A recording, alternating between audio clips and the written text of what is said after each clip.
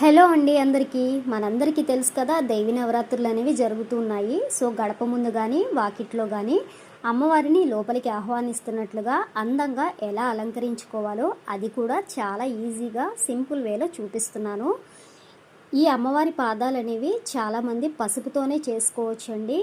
కానీ పసుపు అనేది కాస్ట్ ఎక్కువగా ఉంటుంది.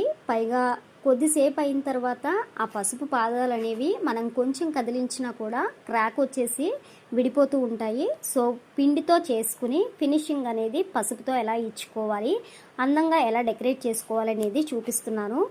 మనం చపాతీ పిండికి ఎలా కలుపుకుంటామో అలా పిండిని కలుపుకుని 2 పార్ట్స్గా డివైడ్ చేసుకుని మన ఇంట్లో ఉండే స్పూన్ కానీ అగ్గిపుల్లతో కానీ అగరబత్తి స్టిక్స్తో కానీ వేళ్ళు నెయిల్స్ వచ్చే విధంగా పాదం షేప్ అనేది క్రియేట్ చేసుకోవాలి.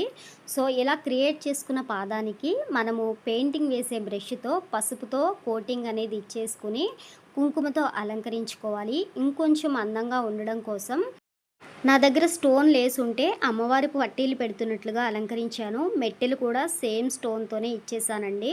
సో ఈ విధంగా మనకి నచ్చినట్లుగా డిజైన్ చేసుకోవచ్చు. ఇంకా పూర్తి క్లారిటీగా కావాలి అనుకుంటే లాంగ్ వీడియో కూడా చేశానండి. డిస్క్రిప్షన్లో లాంగ్ వీడియో లింక్ అనేది ఇచ్చాను, ఒకసారి వెళ్ళి చెక్ చేయండి. వీడియో నచ్చితే లైక్ చేయండి, నా ఛానల్ని సబ్స్క్రైబ్ చేసుకోండి. Bye bye.